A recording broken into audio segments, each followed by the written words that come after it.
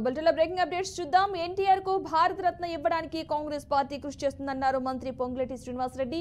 ఆయన భారత రత్నకు అర్హులని మరోసారి గుర్తు చేశారు. ఖమ్మం జిల్లా టీడీపీ ఆఫీసులో ఏర్పాటు చేసిన సమావేశానికి పొంగులేటి హాజరయ్యారు. సామాన్యులకు రాజకీయం నేర్పిన వ్యక్తి ఎన్టీఆర్ అన్నారు. అధికారం ఎప్పుడు ఎవరికి శాశ్వతం కాదన్నారు. అధికారం ఉన్నా లేకపోయినా ప్రజల కోసం పనిచేసిన వ్యక్తి ఎన్టీఆర్ అని కొనియాడారు.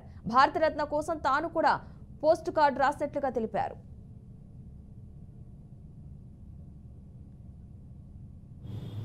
కీర్తిశేషులు నందమూరి తారక రామారావు గారికి భారతరత్న ఇవ్వాలి అనే శ్లోకం ఏదైతే ఉందో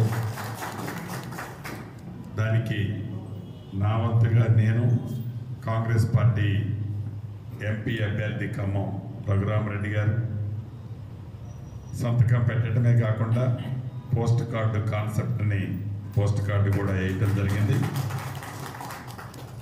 ముమ్మాటికి నందమూరి తారక రామారావు గారికి భారతరత్నకి 100కి 100% అర్హులు.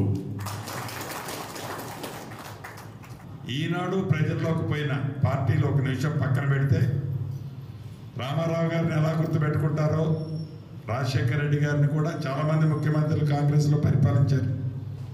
అందరినీ గుర్తు ఎవరిని పెట్టుకోరు. ఒక రాజశేఖర రెడ్డి గారిని గుర్తు పెట్టుకుంటారు, ఇటు ఎన్టీ రామారావు గారిని గుర్తు పెట్టుకుంటారు. వీళ్ళిద్దరూ నిజంగా తెలుగు మాట్లాడే ప్రతి వారి గుండెల్లో చిరస్థాయిగా నిలిచిపోయారు. ఖమ్మం జిల్లా తెలుగుదేశం పార్టీ ఆఫీసులో కీర్తి